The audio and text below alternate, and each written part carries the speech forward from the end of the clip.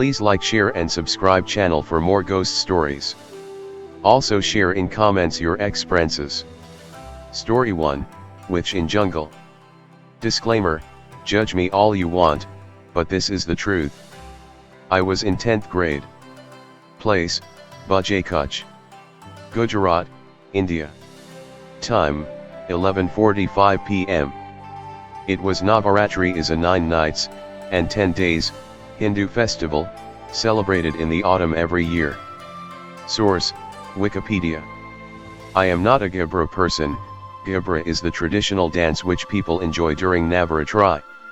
So basically, in these 9 nights, people go out, eat, dance and come back home. I am a big time foodie. But I don't like Navaratri much due to a few of the following reasons. 1. Unbearable crowd. 2. Police checking for driving license. I was 16 and didn't have one back then. 3. Judgmental people thinking we are out there to stare at women, which we did only at times. So here goes the plot. I took permission from my mother to have my dinner out with one of my best friends back then. She financed me with 100 INR, which was a big deal in 2009. We had our dinner and were heading back home when we saw a fleet of policemen ahead, checking for driving licenses.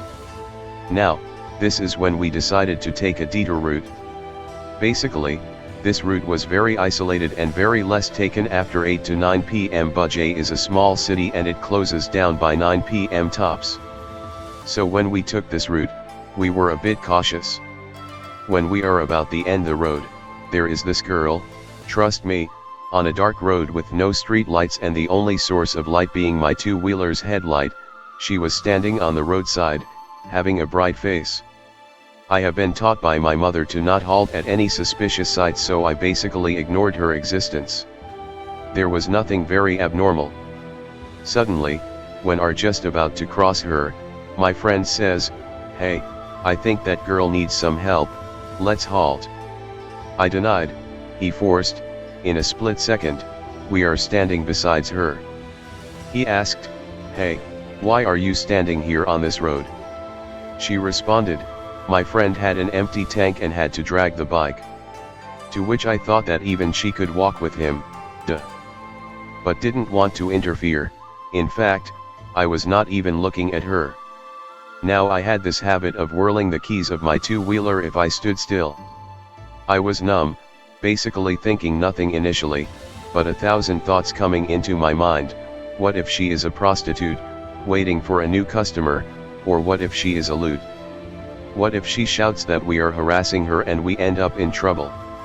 All these thoughts going on in my mind and none of them made me think anything ghostly. And suddenly, the key I was whirling, fell off my fingers.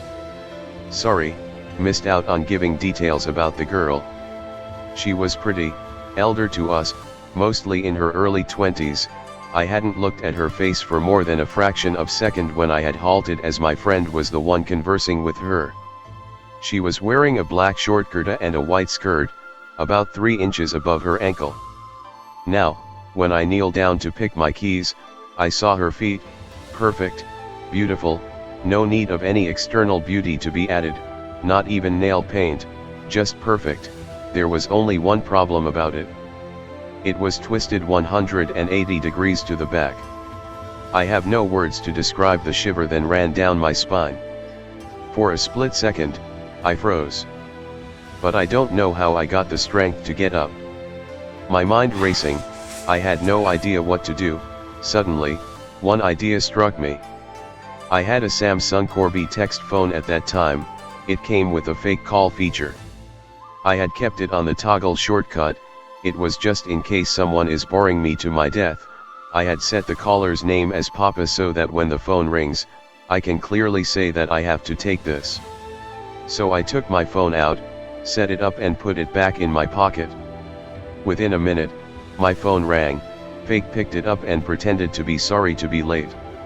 Now, when I turn at my friend to ask him to leave, he has a strange sparkle in his eyes, as if he has been possessed.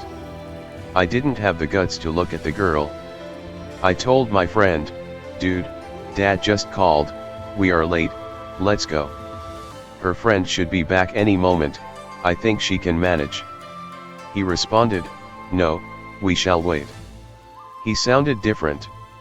I was about to shit in my pants, but it didn't come on my face. To my luck, he was sitting on the vehicle itself all this time. This was my last chance. I turned the ignition on and accelerated. I rode a 100 cubic centimeters scooter at a speed of 85 km/h for the next 7 to 8 minutes. Once we reached a crowded area, I placed 2 hard slaps to my buddy. He, after being hit, says, "Whoa, WTF? Why did you hit me?" Until date, he doesn't remember this incident and doesn't believe me. He has no memory of this incident and says I'm a shitpot and a liar. This was one of the most scary moments of my life and is unforgettable. I later spoke to my mother about it and she said that the Quorell had summoned one more of her kind to take the other target. Me. Story 2, clearly saw a shadow person. My wife told me that she had seen a shadow figure walk across the bedroom one night. It was before going to bed, so she wasn't sleeping. I at first didn't believe her, thinking she just saw a shadow from the lights on the street. But the shades were closed. Then one day we both were working in our garage when a distinct shadow of a human walked across in front of us and just disappeared. My wife spoke first and said, "Did you see that?" Shocked, I said, "You saw that too?"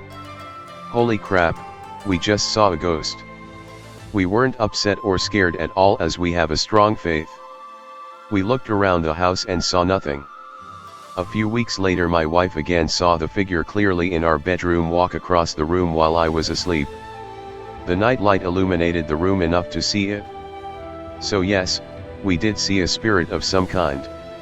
We both believe that it may be my mother who passed several years ago and had lived with us prior to passing. Edit: the more we think about it, the body shape and size was more male than like my mother, so it could also have been either my father, father-in-law, or my wife's brother, all of whom had passed away. I had heard and read so many stories of ghosts and other phenomena, never seeing any example of that before until this last 6 months. We did go to our winter home in Florida last December, so we have not seen anything remotely similar. But now we know and believe that the dead can manifest themselves to the living. To anyone reading this, I swear that my wife and I did see this. We aren't mentally ill, nor are we mistaking lights and shadows as a spirit. In each occurrence, the window blinds were closed, or in the case of the garage, it was closed up and during the day anyway. I really wish it could let us know who it is and why it is there. Hope you have enjoyed the ghost stories. Thanks for watching. Please like, share and subscribe for more ghost stories.